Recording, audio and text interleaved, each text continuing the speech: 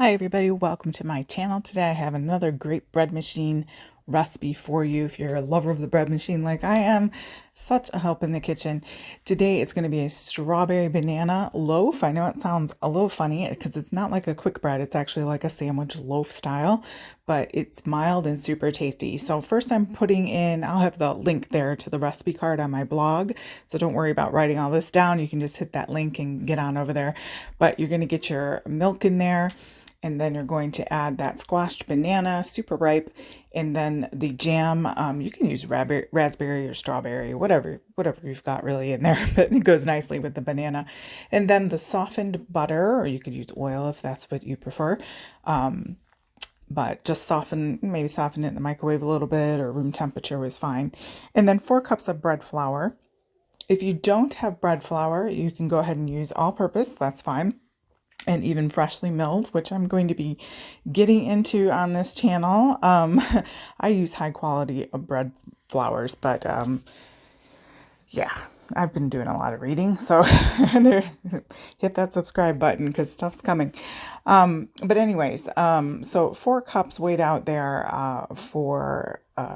and this is, of course, all in the order of your bread machine, whatever the manufacturer says to put them in. Usually it's liquids on the bottom and then the flours and whatnot on the top. And then I'm going in with some kosher salt. Use some coarse salt or whatever salt it is that you use. I prefer kosher salt.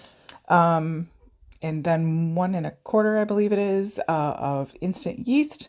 If you don't have instant, you can use regular yeast. That's fine.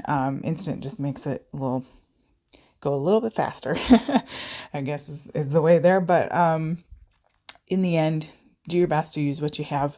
All right, we're going to put it into our bread machine on just the basic wheat cycle. If you have a choice of like loaf crust colors, I usually go for medium, just kind of in between. And it takes about 3 hours and cooks it right in there. And here is the result. It was so tasty and soft. Of course, it has the coloration from the jam, but it was so delicious. And I mean, it made great just with some butter, or you could use it for your like a peanut butter and jelly sandwich or whatever. It was really good. I hope you give it a try. Hit that link below for the recipe that will be on the blog. Thank you guys so much for joining me, and I hope to see you in the next video. Have a great day.